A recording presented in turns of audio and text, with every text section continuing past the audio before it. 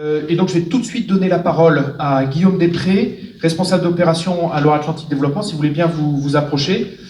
Sarah Perrault, directrice de l'urbanisme de la ville de Guérande.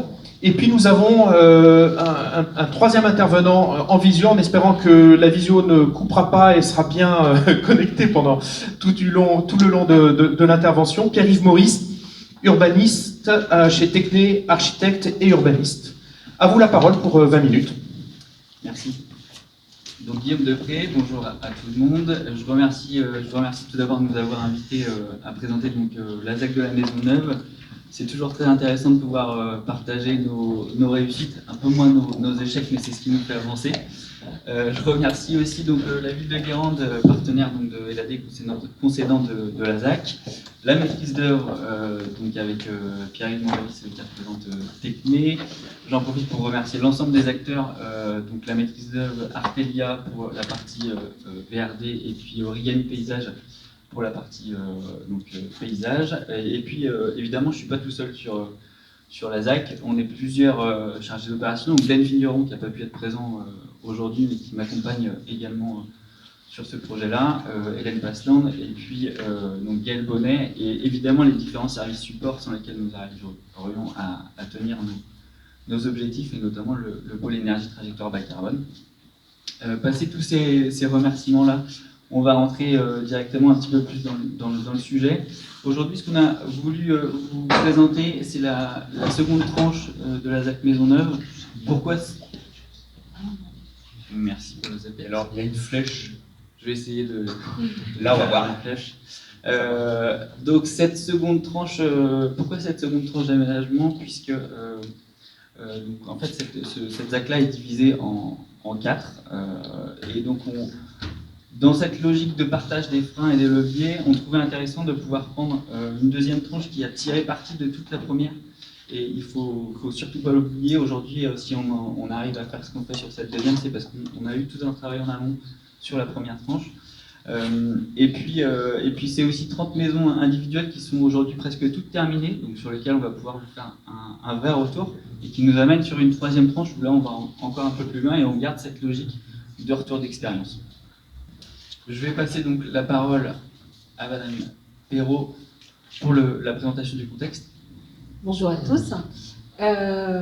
Donc moi, juste pour vous fixer le cadre, je suis arrivée uniquement en décembre à la mairie de Guérande, donc c'est assez récent. Je ne maîtrise pas complètement l'opération, donc vous m'excuserez si je fais quelques impairs. Donc le quartier de Maisonneuve, c'est un nouveau quartier en extension urbaine qui est situé à toute proximité de l'hypercentre de Guérande, avec 4 unités urbaines qui correspondent aux 4 phases de construction.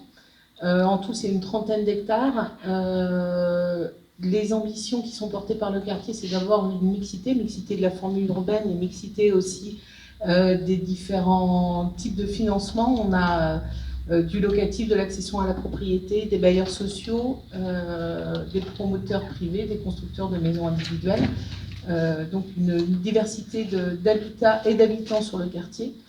La volonté aussi de mettre en avant la biodiversité avec la valorisation de toute la partie végétale existante et la création d'habitats propices au développement de cette biodiversité. Et puis un volet de performance énergétique et environnementale qui, on va le voir ensuite, a été crescendo au fur et à mesure des tranches. Avec l'utilisation de matériaux biosourcés et géosourcés qui ont été une ambition portée par ce nouveau quartier.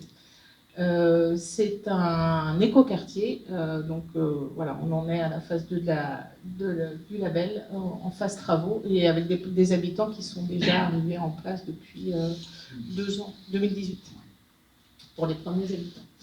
Donc les chiffres clés de l'opération, une trentaine d'hectares, vous avez la répartition avec beaucoup d'espaces verts dédiés à la fois aux espaces naturels et aux espaces publics. 15% dédiés à des équipements publics, notamment scolaires et sportifs, qui vont venir dans une deuxième phase de l'opération, qui pour l'instant ne sont pas sortis de terre. Donc c'est 675 logements avec pour Guérande, l'arrivée de 1600 à 1800 nouveaux habitants. On est aujourd'hui à 17 000 habitants à Guérande. Du locatif aidé, de l'accession abordable et du BRS à 17%, et aussi 2 opérations d'habitat participatif qui participent à l'acculturation, justement, à un état d'esprit et une philosophie du quartier. Parce que les habitants de la première opération qui est sortie de terre ont monté une association et participent à la philosophie du quartier des nouveaux habitants qui arrivent là, pas forcément avec l'idée d'habiter dans un écoquartier, puisque la rareté des terrains fait que tout le monde ne vient pas habiter dans ce quartier avec l'envie première de faire de la construction vertueuse. Mais on apprend tous. Donc on a aussi des commerces et des services. Certains sont sortis de terre et d'autres sont à venir ou en cours de construction. Et aujourd'hui, à fin 2021, on en était à 200 logements livrés sur les 675 attendus, quasiment 200 logements qui sont en cours de construction et des haies structurantes nouvellement plantées qui viennent compléter les corridors écologiques qui ont été préservés sur le terrain. Donc au niveau des acteurs du projet, l'ATSELA, concessionnaire de l'opération, la maîtrise d'œuvre, donc Techné, on l'a dit tout à l'heure, SCE et Origami. Sur les entreprises de la tranche 2, donc ce qui nous intéresse aujourd'hui avec les terrains à bâtir, vous avez les différents constructeurs ou groupements pour les maisons individuelles, avec des constructeurs de maisons individuelles classiques et puis des constructeurs de maisons individuelles qui s'intègrent complètement dans la philosophie du quartier et qui viennent pousser un petit peu à faire mieux les constructeurs qui n'ont pas forcément les compétences et les connaissances au départ. Donc sur la tranche qui vous est présentée aujourd'hui, c'est 30 lots individuels libres de constructeurs avec des modalités d'attribution, mais qui seront développées ensuite. Des surfaces de plancher développées sur les terrains 95 à 100 mètres carrés. Donc voilà, on est sur de la maison voilà, pour l'accueil de familles, qui est une des ambitions, une des attentes de la commune de Guérande pour dynamiser le territoire. Des coûts de construction qui sont variables en fonction des ambitions aussi des constructions. Et au niveau des performances environnementales, sur les 30 maisons, on a 23 maisons à Haussart-sur-Bois, 7 maisons avec des matériaux biosourcés. On a des offres pour des primo-accédants, qui est un des attendus aussi des élus de la commune de Guérande. Et puis des constructions exemplaires avec bois, terre, paille qui sont mis en avant, mais qui seront développées par la suite. Merci. Je vais passer du coup la parole à notre urbaniste en espérant qu'il nous entende bien et qu'on l'entende bien surtout. Alors moi je vous entends très bien, j'espère que c'est réciproque. Je vais passer un petit peu sur un des gros enjeux que l'on a rencontré sur ce projet et qui est inhérent à tout projet humain, finalement, c'est le passage du projet en lui-même à la réalisation. Avec un enjeu majeur sur l'écoquartier Maisonneuve qui était l'incarnation et la transmission de la philosophie du quartier qui vient d'être présentée par Antoine Théo. Et dans cette logique de réalisation, il y a un outil que nous avons plébiscité, qui est le cahier de préconisation architecturale, urbaine, environnementale et paysagère, qui est un outil bien évidemment de traduction des objectifs environnementaux de la ZAC pour les constructeurs. Et au-delà de cette logique d'imposition, nous avons vraiment travaillé comme un outil de mise en place d'une démarche partenariale entre l'ensemble des acteurs de l'écoquartier. Donc que ce soit l'aménageur, moi-même et mon équipe en tant que maître d'œuvre, la ville, les constructeurs, les architectes. Donc avec un certain nombre d'objectifs, de chartes, de rencontres qu'on développera dans la partie management responsable. Et au-delà au-delà de cette mise en place de démarche partenariale, l'idée c'est vraiment de travailler avec une préconisation qui soit au service des habitants et de la qualité de vie, ce qui se traduit par un double objectif. On a un objectif d'accompagnement, de la montée en compétence de l'ensemble des acteurs du territoire, en fixant des objectifs environnementaux, techniques, qui soient des objectifs ambitieux, mais atteignables parce que concertés avec l'ensemble des acteurs. Donc aujourd'hui, on est sur la troisième mouture du cahier de préconisation, donc avec une réinterrogation finalement de jusqu'où est-ce qu'on peut aller, jusqu'où est-ce que les objectifs environnementaux sont soutenables et atteignables à chaque phase du projet. Donc aujourd'hui, on arrive sur une réflexion où on pose, par exemple, la mise en œuvre des matériaux biosourcés ou géosourcés, notamment la terre issue du site, sur l'ensemble des opérations, le logement collectif comme le logement individuel, à minima sur des solutions structurelles ou l'isolation. Et toute cette démarche, finalement, qu'incarne le cahier de préconisation, c'est vraiment dans un objectif d'amélioration de la qualité de vie et une idée d'amélioration de la qualité du logement avec tout ce que peut apporter les matériaux biosourcés et géosourcés en termes d'hygrométrie, en termes de qualité de l'air, etc., systématiquement dans une démarche que nous avons souhaité comme une démarche low-tech, c'est-à-dire pouvoir appliquer sur ce quartier des solutions qui soient viables, qui soient soutenables d'un point de vue technique et économique pour l'ensemble des preneurs de l'eau. Et cette solution low-tech, si on veut bien changer de slide, merci, est applicable à partir du moment où nous avons pu mettre en place une structure urbaine qui fasse elle-même preuve finalement d'une certaine sobriété, en pensant systématiquement au quartier, non pas comme ça peut se faire habituellement en termes systématiquement de flux, de gestion des voitures, mais vraiment réfléchir le quartier en fonction des usages et des usagers, en travaillant la ville des courtes distances, en distinguant les flux piétons, le paysage et les espaces stationnés. Donc avec vraiment une offre qui est assez novatrice. Finalement, on a une séparation complète entre les espaces de stationnement d'exclus qui sont indispensables bien évidemment dans le quartier et les espaces de vie et de loisirs qu'on peut trouver au plus près du logement. Vous avez fait la moitié du temps de présentation. On est dans les temps. Ce qui est autorisé, bien évidemment, par des projets de plus grande ampleur à l'échelle de la commune, le transport en commun et la construction d'équipements de mixité programmatique qui a déjà été évoqué à l'échelle du quartier. Merci Pierre-Yves. Alors on est désolé, c'est un peu compliqué, j'espère que vous avez bien entendu, on pourra reparler de tous ces sujets-là après pendant le débat. Le son est poussé au maximum, c'est pour vous Pierre-Yves, hein,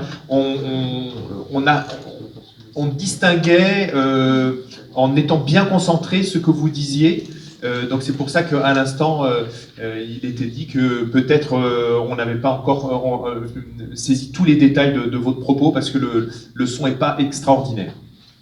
On y reviendra de toute façon un peu après.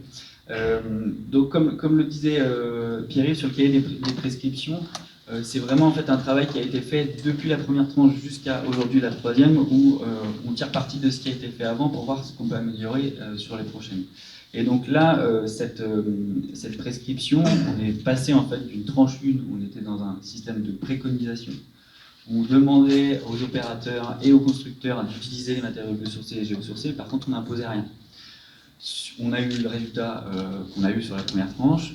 C'était évidemment l'enjeu principal en fait, de cette première tranche, c'était de faire venir les opérateurs et les constructeurs. On n'était pas du tout dans la même attractivité qu'on a aujourd'hui sur le site.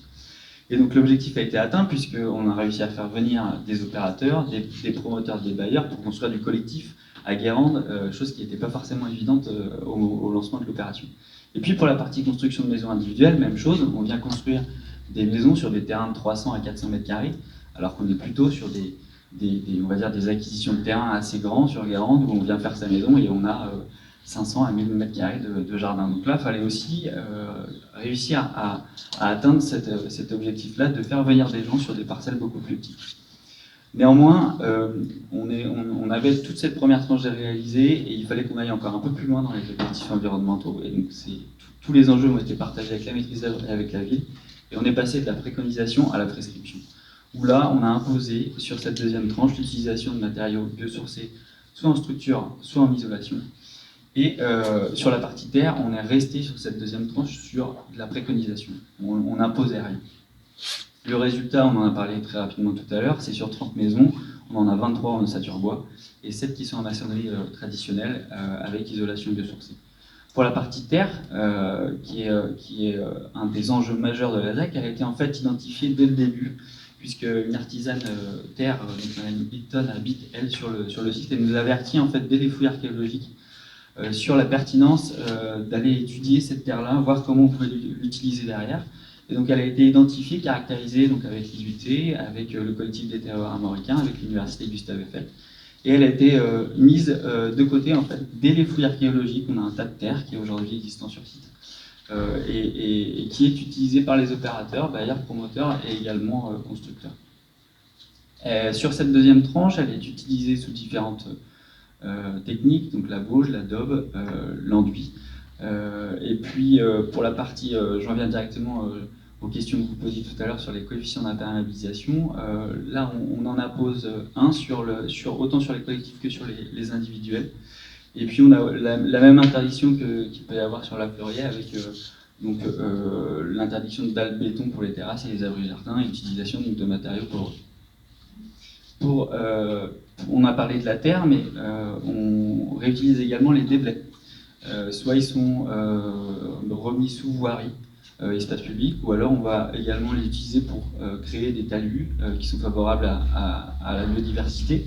On réutilise aussi tout ce qui est troncs d'arbres.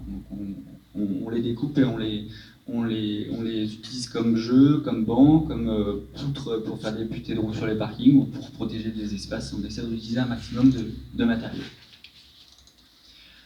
Pour la partie biodiversité, qui est une thématique très importante également de la ZAC, on est suivi donc, par un bureau d'études qui est Théma Environnement, et puis on est également accompagné donc, par un AMO qui est Claude Figuereau, donc le même que sur la Fleurière, qui nous accompagne donc, sur la palette végétale de la ZAC, donc, qui est travaillée avec la paysagiste et qui est imposée dans le cahier des prescriptions. On travaille également sur la partie espace public dans la réalisation de continuité écologique sur les haies déjà existantes qui ont été préservées, mais aussi sur les compléments qu'on vient réaliser pour créer d'autres continuités. Et puis, on a aussi fait le choix avec la ville de prendre en charge toutes les limites en fait, privées-publiques pour qu'on puisse justement retrouver des continuités paysagères et écologiques.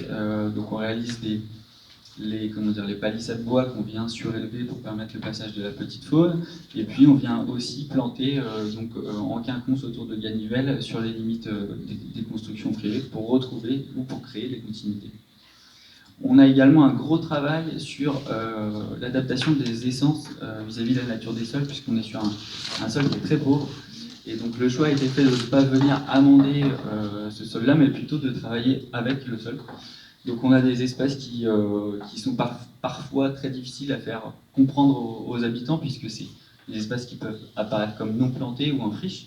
Donc on a, nous, notre travail très technique avec notre AMO, où on sait que ça marche, par contre il faut qu'on puisse l'expliquer aux habitants, et ça c'est notre paire de manches. Sur la partie performance économique, forcément, imposer l'utilisation de matériaux biosourcés, ça nécessite, comme pour la Fleurière, un investissement un petit peu plus important au départ. Et on travaille dans cette même logique c'est un investissement au début et vous allez vous y retrouver derrière, avec cette même problématique de comment on mesure la qualité de l'intérieur du logement, la qualité de vie, la qualité de confort. C'est des choses pour lesquelles nous sommes persuadés. Par contre, pour l'acquéreur, c'est pas du tout le cas, et encore moins, alors non, je dirais pas encore moins à Guérande, mais on va dire que les habitants ne viennent pas à Guérande dans l'écoquartier, comme l'a dit Madame Perrault au début, parce que c'est un écoquartier, mais parce qu'il y a du terrain et qu'ils veulent y construire leur maison. Donc je reprends souvent un exemple qui est très extrême, mais on a des acquéreurs qui achètent un terrain dans l'écoquartier et qui nous mettent du gazon synthétique sur l'ensemble du jardin. bah là, il y a du travail à faire, quoi. Donc, cet accompagnement-là et cette prescription, il faut qu'on puisse l'expliquer. Et donc, on le fait dès la réservation du terrain auprès de l'acquéreur. On lui explique pourquoi on impose les matériaux biosourcés, qu'est-ce qu'il va en tirer derrière lui personnellement. Et puis, on accompagne également les constructeurs, puisqu'on a des constructeurs très avancés sur ces thématiques-là, mais on en a d'autres qui ne le sont pas du tout. Et on a un exemple très probant qui est celui d'un constructeur qui avait fait il avait fait la majorité des maisons sur la première tranche, un constructeur classique. Quand il est arrivé sur la tranche 2, il nous a dit bah là, c'est pas possible, vous ne pouvez pas imposer ça, moi je ne veux pas y arriver. Il vous reste 2 minutes. Et donc on a travaillé avec lui pour qu'il puisse nous proposer des maisons avec de sature bois, et ça s'est très bien passé. Donc on est dans une logique de partage et d'échange autant avec les acquéreurs qu'avec les constructeurs. Alors je vais aller très vite du coup. Sur l'allotissement des terrains et la question économique qui est très importante, comment on arrive à vendre des maisons à haute qualité environnementale tout en garantissant une accessibilité des prix, et notamment sur les lots abordables, puisqu'on fait également du terrain abordable. Et là, en tout cas, qu'est-ce qu'on a mis en place pour y arriver? C'est des consultations de constructeurs en allotissant en fait des terrains. On est sur du terrain normalement qui est libre de constructeurs. Et bien là, on impose le constructeur aux acquéreurs dans une logique d'économie d'échelle, en allotissant 3-4 terrains pour que les constructeurs garantissent des prix et permettent du coup aux revenus moyens d'accéder à la propriété en ayant une maison à qualité environnementale égale que celui qui est peut-être à côté. Sur la partie management responsable, le gros travail qui a été fait, on en a parlé un petit peu, c'est l'accompagnement des professionnels et des acquéreurs. Sur les professionnels, ça a été fait dès 2012 avec les ateliers, l'atelier éco-littoral qui a été fait et porté par la ville de Guérande et LAD, où on a travaillé en fait avant même les premiers coups de pelle sur le terrain sur la vision de la ZAC, qu'est-ce qu'on veut y faire, qu'est-ce qu'on va y faire et comment on va y arriver.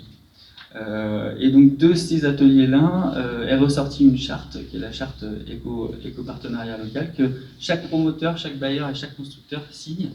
Cette charte rappelle en fait les grands enjeux de la ZAC et des projets qui y sont développés. On travaille également depuis le début avec la filière terre, puisque dès 2012 ça avait été identifié, et depuis cette date-là, on travaille avec eux sur l'identification de la caractérisation, comme je l'ai dit, mais aussi sur la montée en compétence de cette filière-là, et surtout comment on peut réussir à nous, donc Loire-Atlantique Développement Ville de Guérande, à mettre en place des préconisations, des prescriptions, pour que la terre soit plus utilisée et surtout mieux utilisée. Le travail des acquéreurs, on en a parlé tout à l'heure, et je vais réussir peut-être à boucler. Le pilotage du projet, la prescription de cahier des charges, on en a parlé avec Pierre-Yves tout à l'heure. On a une analyse et un visa qui est réalisé autant par l'urbaniste que par le pôle énergie trajectoire bas carbone, pour qu'on puisse non pas être dans une logique punitive, comme l'a dit Flora tout à l'heure, mais dans une logique d'accompagnement des constructeurs. Et puis des partenariats avec avec Fibois, pour le partage notamment des freins à levier qui avait été fait en 2018, où on n'arrivait pas à faire venir les constructeurs, les acteurs de la filière biosourcée sur le site. Et donc on a partagé avec eux comment on pouvait mettre en place une démarche, des partenariats, pour qu'on arrive à mettre en avant un petit peu plus cette filière biosourcée. Je finis. Et le travail collaboratif, le visa, comme on en a parlé tout à l'heure, l'idée est avant tout d'avoir un retour des constructeurs sur les freins qu'ils peuvent rencontrer, pour qu'on puisse nous les adapter sur les futures tranches. Et j'ai fini. Super, si vous voulez bien les applaudir tous les trois. Je vais vous mettre là. Voilà, et vous allez vous partager le micro. Alors je ne sais pas comment vous vous êtes entendus parmi les experts. Cette fois-ci, c'est Romain Martin qui va démarrer. Oui. Une différence avec le précédent, c'est la labellisation écoquartier. Est-ce que vous pouvez nous en dire plus sur pourquoi vous avez choisi ce label et qu'est-ce que ça apporte au projet? Tout à fait. Alors, en fait, c'est dès le début du... D'abord nous dire ce que c'est que cette labellisation écoquartier, qui labellise Alors c'est l'État qui labellise, ouais. Et en fait c'est une démarche qui a été engagée dès le début de la ZAC par la ville, qui en fait, dès la consultation, donc là pas opérateur mais maîtrise d'ouvrage, a demandé en fait à ce qu'il y ait une forte thématique environnementale qui soit développée.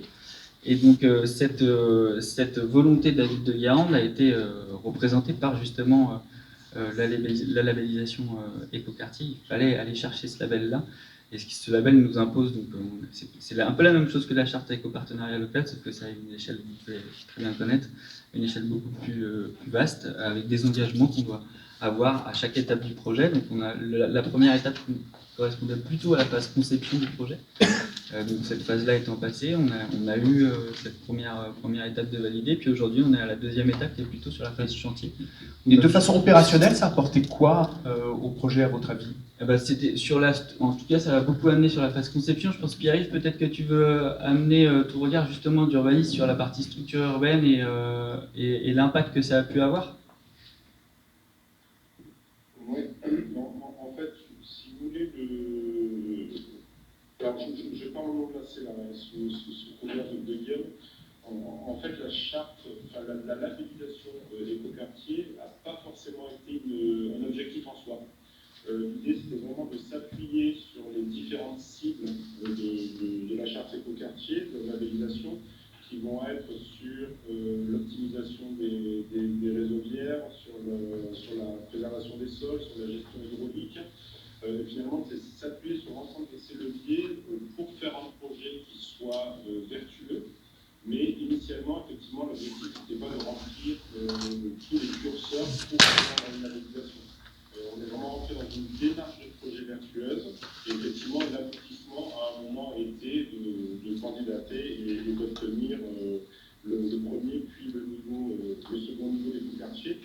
Ce que ça apporte simplement d'un point de vue urbanisme, c'est une certaine légitimité.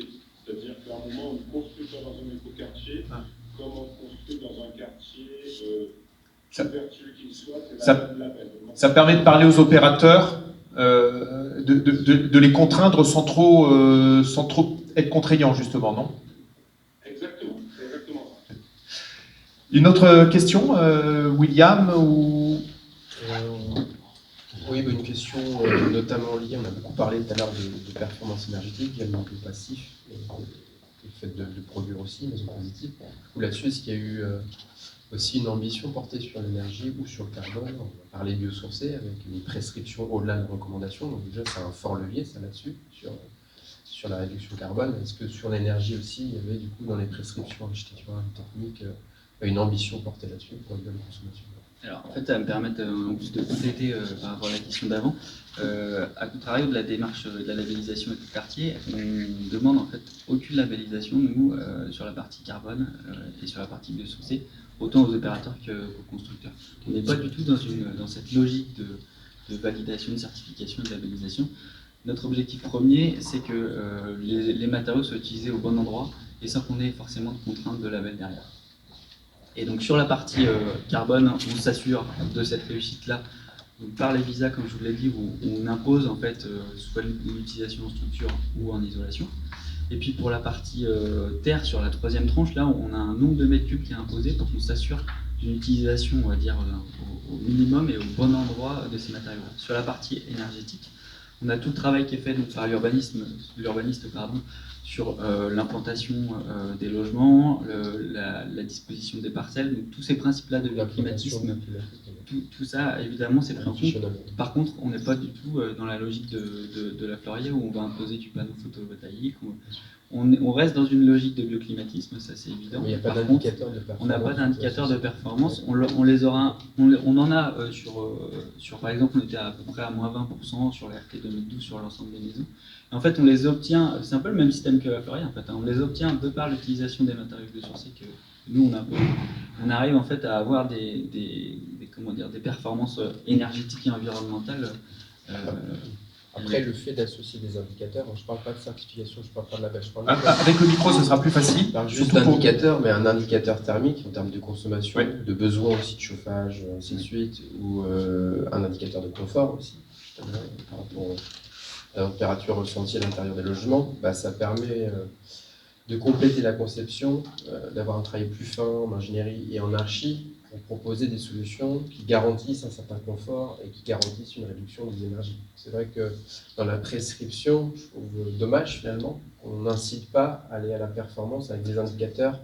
Ça aurait quoi comme contrainte? Ça amène des surcoûts, Mais du temps? une réflexion Ça fait sur- travailler des gens comme vous? Non, non, mais oui, il y a des études en conception, effectivement, des simulations thermodynamiques, des choses comme ça, mais ne serait-ce sur le carnet de performance de l'enveloppe, par exemple, d'avoir un regard auprès du constructeur pour faire en sorte qu'on a une performance paroi, une performance liée au vitrage, une performance sur la toiture, la liaison des ponts thermiques, le traitement d'étanchéité à l'air, parce que on demande un objectif derrière de consommation, et donc ça peut être vérifié par les calculs, je dirais. Mais au-delà de ça, au moins, on maîtrise l'enveloppe, parce qu'on impose des indicateurs techniques, je dirais, voilà, en réponse. Alors, on l'a sur les opérations d'îlots collectifs. Avec les Les promoteurs, opérations? avec les îlots collectifs, donc avec les promoteurs et les bailleurs, là, on a tous ces éléments-là qui sont soumis au visa du pôle énergie trajectoire bailleur. On a bien tout ça. Sur la partie, par contre, maison individuelle, non. Là, on est plutôt déjà dans une logique d'utilisation de ces matériaux-là et de les faire comprendre aux constructeurs Oui, et aux acquéreurs. C'est déjà assez important. Et en fait, on retrouve ces avantages-là et ces performances de par l'utilisation des matériaux et l'implantation qu'on fait. Donc, non, on les a pas, on les mesure pas. Par contre, Au-delà de ne pas les mesurer, finalement, là, les maisons, ce que j'ai compris, sont en partie réceptionnées. Ouais. Quel est le retour sur la qualité de vie, sur les consommations? Est-ce qu'on a déjà des Et ben c'est exactement ce qu'on met en place sur la troisième tranche, justement. On est toujours dans cette logique on prend le retour des premières, on avance. Et donc sur la troisième tranche d'aménagement et sur les maisons individuelles, on vient justement travailler sur le retour et la qualité, comment on mesure la qualité de vie et le confort à l'intérieur du logement. Sur la partie température, on va essayer de l'avoir de manière très simple en posant des thermomètres dans chaque maison et avoir un relevé mensuel qui sera fait. Sur la partie confort, ça passera. En tout cas, nous, on n'a pas connaissance d'indicateurs vraiment très techniques qui puissent mesurer cette qualité-là. Mais tout ça, pour eux, c'est le nombre d'heures d'inconfort, un ressenti au jour d'inconfort sur lequel on a dépassé 28 degrés, il y a 28 degrés même, puis se dire, là, si on dépasse ce jour, c'est pas très confortable, on va dire.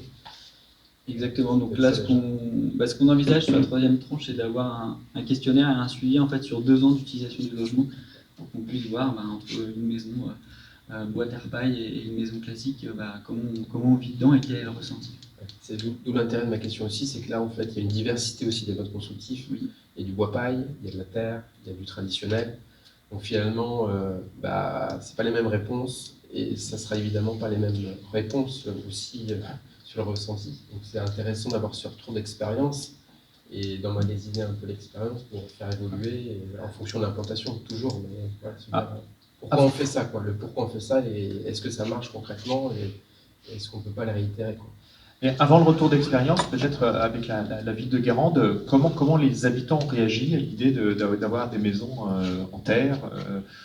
Comment est-ce que ça prend et même l'opinion publique, même des gens qui vont s'exprimer, qui vont jamais s'installer là, mais qui vont donner leur avis. Voilà. J'ai peut-être pas suffisamment de retours puisque je suis arrivée récemment sur Guérande, mais en tout cas, par rapport à l'évolution du quartier et à ces prescriptions qui montent petit à petit avec les tranches, déjà rien qu'avec les élus,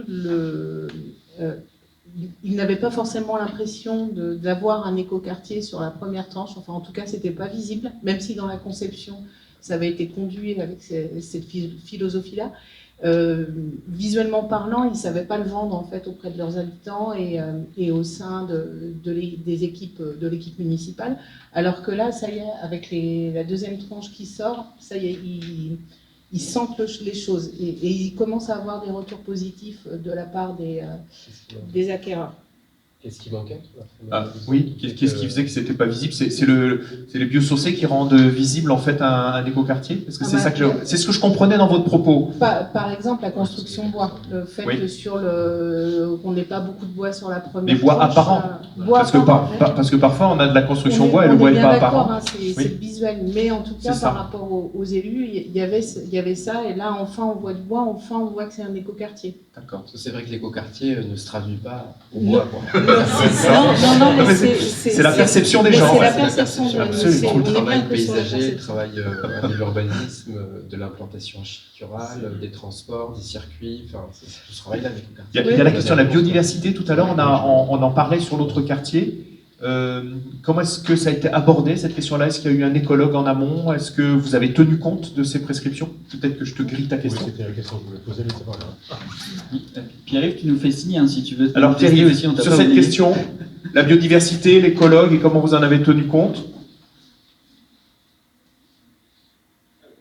Alors, j'étais pas là, très honnêtement, au tout début sur ce projet, je suis arrivé juste après au niveau de l'AVP, mais donc j'ai pas forcément toute l'historique, mais en tout cas, ce qui a été fait en prérogative à tout plan d'urbanisme, ça a été une première analyse, alors qui soit pas seulement environnementale, mais qui soit environnementale, paysagère, et finalement qui a donné par la présence des haies, par la présence des étangs, des mares, de l'ensemble du réseau hydraulique, finalement, qui a, par la microtopographie également, en fait c'est le déjà là, finalement tout le paysage déjà constitué qui a fixé la trame fondamentale de la composition urbaine de l'écoquartier. Et ensuite il y a eu un vrai travail d'écologue qui a été fait, qui a été évoqué un peu rapidement par Guillaume, qui était une recherche sur une sorte de végétation initiale de la langue guérandaise. En gros, le travail qui a été fait sur certaines portions des parcs, ça a été de remettre à nu l'arène granitique, donc d'appauvrir le sol pour permettre la mise en place d'une végétation initiale de lande, donc lande acide, qui a été, entre guillemets, détruite par la mise en place de l'agriculture. C'est-à-dire qu'on avait une végétation en place, elle a été décapée il y a plusieurs siècles pour mettre en place l'agriculture, et le passage systématique de l'ARER a enfoui cette lande sous une épaisseur de terre végétale. Donc on s'est appuyé sur les travaux de terrassement qui ont été faits au niveau de la ZAC pour séparer les matériaux, récupérer les matériaux granitiques et arènes granitiques des granits qui nous intéressaient, pour en refaire finalement de nouveaux substrats et arriver à développer la biodiversité et une biodiversité liée sur le quartier. Merci. Un complément? Oui, un complément, puisque c'est effectivement le sujet que je voulais aborder.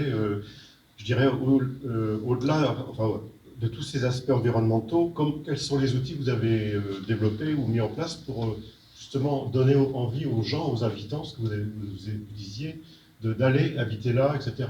Parce que au vu des documents qu'on a, nous, le plan, etc., je trouve que c'est relativement succinct. Et si j'étais un habitant, je n'aurais pas forcément... Ça vous suffirait pas pour aller mettre votre argent voilà, là? ce qu'il y a des vues, parce qu'en fait, un écoquartier, il va prendre son ampleur, sa qualité à 10, 20 ans. Et est-ce que vous avez travaillé, dessiné, fait, etc., pour donner envie d'y aller, quoi. Voilà. Alors, je vais vous fournir la plaquette commerciale, j'en ai avoir eu. Oui, alors forcément, on travaille beaucoup sur la sensibilisation des écarts, parce que, comme vous l'avez dit, hein, c'est un écoquartier déjà, rien que le végétal, on en a pour 5, 10 ou 15 ans avant qu'il prenne forme. Et c'est souvent d'ailleurs les premières tours qu'on a eues, on vit dans un écoquartier, mais il y a beaucoup de béton, il n'y a pas de végétal. Alors que finalement, quand on regarde la densité du quartier, elle est assez élevée. Faut se rappeler qu'on est quand même à Guérande, dans un espace qui est de l'extension urbaine, oui, mais sur lequel on a eu un gros travail de densité et d'acceptation de cette densité-là. On n'a pas parlé de la conception peut-être, Pierre-Yves, du quartier, mais en fait on a ces 4 quartiers qui sont... Je vais peut-être remettre une petite... on a 4 quartiers, voilà. Je vais monter carrément. On a en fait 4 quartiers d'habitat. Pardon. Vous m'entendez? Oui. Donc on a 4 quartiers d'habitat, le premier, le deuxième, le troisième et le quatrième. Et en fait, vous avez cette fameuse image qui a été à la base en fait de la conception du quartier, où vous avez deux mains en fait, qui viennent se rejoindre, une main plutôt urbaine et une main plutôt naturelle. Et de là, vous avez donc les 4 doigts d'espace vert qui viennent ici, les 4 doigts urbains, et puis une barrière qu'on appelle le RU, le Et les corridor. plus gros doigts les uns que les autres. Hein. Oui, oui, oui. On ne maîtrise pas les mains de tout le monde. Vous avez un corridor donc, qui vient en fait arrêter l'urbanisation de cette ZAC-là, puisque le périmètre de la ZAC est beaucoup plus haut, hein, il vient jusqu'ici. Et donc il a été décidé dès le début en fait, de contenir l'urbanisation avec cette barrière qu'on appelle le corridor écologique, et qui est le fameux rempart en signe des remparts de Guérande. Pierre, tu veux compléter peut-être ou... Avec les deux mains, c'est vous qui êtes à l'origine des deux mains qui s'imbriquent? Alors c'est un travail conjoint qui a été fait pendant les ateliers de tutorat. Donc travail conjoint qui a été fait à l'agence avec donc l'agence Techné, LADCDA et Eduardo Souto-Moura qui était là en intervenant extérieur, donc un architecte urbaniste portugais. Et de mémoire, il y a eu 2-3 jours de travail qui ont permis d'aboutir sur la base d'un premier master plan qui avait été établi à ce concept d'éco-rempart. Et je pense que sur cette notion d'éco-rempart, effectivement, on a une réponse entre la prise en compte environnementale et le désir d'habiter, quelque part. C'est que cette notion d'éco-rempart, on voit vraiment à comment est-ce qu'on traite une fin d'urbanisation et comment est-ce qu'on pratique finalement un espace qui soit périurbain au sens en marge de l'urbanisation dense. Et sur un modèle qui n'existe pas du tout aujourd'hui à Guérande.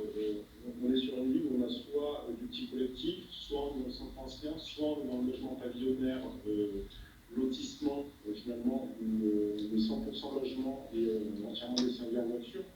Donc l'idée, quand je parlais tout à l'heure de la ville de courte distance, c'est d'interroger finalement comment est-ce qu'on peut habiter dans Guérande, parce qu'on est vraiment dans le centre-ville, tout en ayant accès à la fois au commerce, aux services, aux grands paysages, et tout l'enjeu de la définition de ce cadre,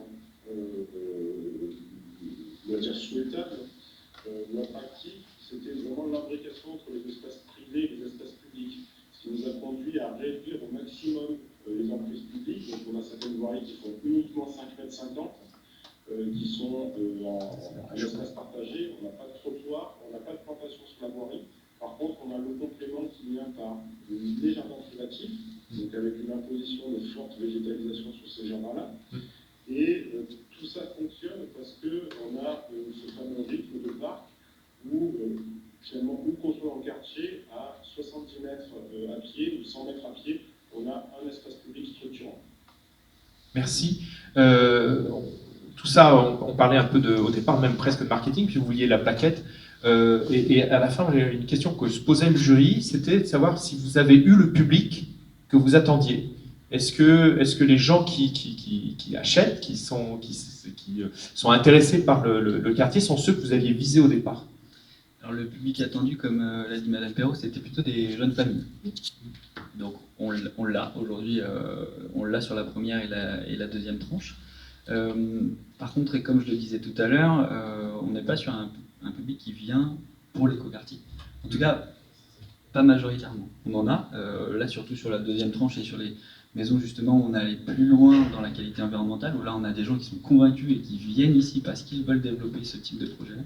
Mais par contre, c'est pas du tout une majorité, et ce serait une erreur de le dire, on vient à Guérande parce qu'on a envie d'habiter à Guérande.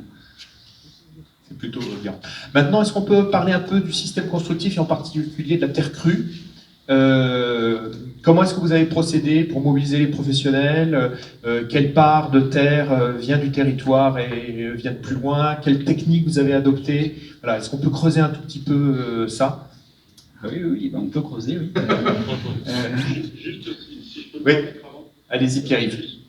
Sur la question des cibles, moi je trouve que c'est une vraie plus-value de ce quartier pour le suivre depuis le début. C'est que justement on n'est pas sur un écoquartier qui accueille des gens qui sont 100% convaincus par l'environnement, mais qui le deviennent. Et je trouve ça assez intéressant de faire les premières visites avec les acquéreurs, de leur présenter la philosophie du projet ou avec les constructeurs. De sentir qu'il y a, en gros, c'est un peu du greenwashing, du bullshit, ça leur passe un peu au-dessus de la tête, et finalement les recroiser dans des réunions publiques public ou dans d'autres réunions 2 ans plus tard, en disant ah oui, en fait, c'est vachement intéressant de travailler avec de l'armée naturelle, de travailler avec le bois, il y a un vrai contrôle de logement. Et je trouve qu'un des points forts de ce quartier, c'est justement ça, de prendre des gens qui sont là un peu par opportunité et finalement qui deviennent un peu des défenseurs finalement de la cause environnementale. Intéressant. Alors, Sur la la terre. partie terre, Hugues, peut-être, est-ce que tu veux intervenir sur la partie terre? C'est Hugues, notre spécialiste terre aujourd'hui. Il y a toujours beaucoup de choses à dire. Hein. Ouais. Donc, sur la Terre, donc, je pense que tu as bien rappelé l'histoire hein, déjà. Donc, comment on s'y est pris en termes de mobilisation. D'abord, moi, je pense qu'il faut qu'on remercie l'ADEME, la région et l'ADREAL d'avoir lancé, merci beaucoup, D'avoir lancé un appel à projet en mars 2020 en plein Covid sur ces sujets. À dire vrai, on a été sollicité en tant que pilote général de l'organisation de microfilière terre à partir des gens qui étaient sur site, à partir du réseau des terreux armoricains, qui ont considéré qu'on était à une place décisive en tant qu'aménageur pour qu'en parallèle des prescriptions qu'on ferait au niveau des constructions, on puisse organiser l'offre de l'autre côté. Et donc c'est vrai qu'on a du coup, LAD du coup joue au moins un double rôle, c'est-à-dire que il est aménageur prescripteur d'un côté, vendeur de terrain avec un certain nombre de prescriptions, tout ça s'était présenté, mais il est aussi micro-organisateur d'une filière. Donc comment on s'y est pris? Très sincèrement, on a essayé de rassembler l'ensemble des compétences nécessaires à ce que ça fonctionne. Donc ça va des labos au bureau de contrôle, à Novabuild, au PNR de Brière sur la partie paille, à bien évidemment la ville. J'en oublie certains. Ça représente à peu près du coup une dizaine de partenaires. Et de cette dizaine de partenaires, on a travaillé pendant un an et demi sur des études préliminaires qui devaient montrer, enfin, dont l'objectif était de montrer les conditions de faisabilité de l'organisation de cette microfilière.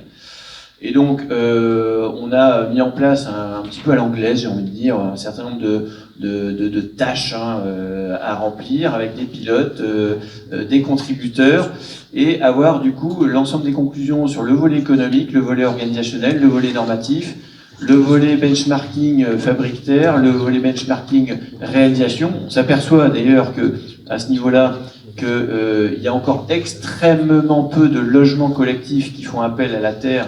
Et c'est la raison pour laquelle, effectivement, sur ce projet, ça va être un petit peu aussi un peu une première. Il y a l'échelle, mais il y a aussi la cible. Les logements collectifs, aujourd'hui, c'est pas les premiers, c'est pas la cible la plus aisée, en tout cas, à atteindre. Donc, on fait de l'individuel, on fait des équipements annexes, mais on fait aussi du logement collectif. Donc de toute cette analyse des études préliminaires, ensuite LAD a pris l'engagement d'investir dans la réalisation d'une fabrique terre. Donc on passe du projet à la nécessité de fabriquer un objet qui s'appelle la fabrique terre.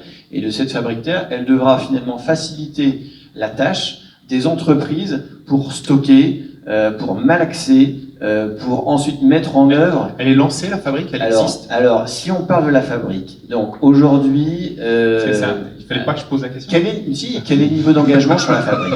Le niveau d'engagement de la fabrique, parce qu'il faut quand même rappeler que c'est quand même LAD qui prend le risque du portage de cet immobilier, donc c'est pas rien. Les recettes sont un peu moins garanties que quand on fait du logement, ou même du tertiaire, vous imaginez bien. Du coup, c'est nous qui prenons le risque parce qu'on croit effectivement à la nécessité de cet objet, parce qu'on croit effectivement à cette filière, parce qu'on croit à l'utilité de l'objet. Et donc, où est-ce qu'on en est en termes de niveau d'engagement? Les études préliminaires montraient qu'un objet était nécessaire. Du coup, on a lancé une consultation de maîtrise d'œuvre. Donc, la maîtrise d'œuvre aujourd'hui est sélectionnée.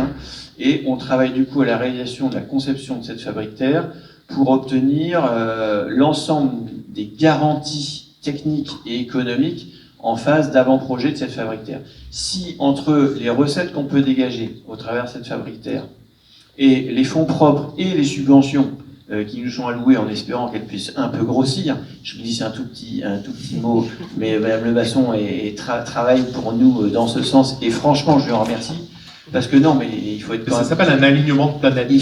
Non, mais il faut être très prosaïque, hein. Si vous regardez le cycle Terre en Ile-de-France, c'est un projet qui est financé à 85%. Nous, on est sur un projet qui est financé aujourd'hui à peu près à hauteur de 20%. Donc, vous voyez bien qu'à un moment donné, entre la prise de risque, l'accompagnement public qu'on est en droit d'attendre par rapport à ce qu'on essaye de faire, est effectivement important. Donc, fort de ça, si l'ensemble des conditions économiques seront remplies, on travaille avec la direction investissement sur ce sujet, hein, on n'est pas tout seul, eh bien, ça voudrait dire que début juillet, on pourrait communiquer à l'ensemble des promoteurs l'existence réelle de cette fabrique et faire qu'elle puisse commencer à rentrer dans une phase opérationnelle à partir de la fin de l'année, voire du début de l'année prochaine. Donc voilà. On aura l'occasion d'en reparler. Voilà. Super, formidable.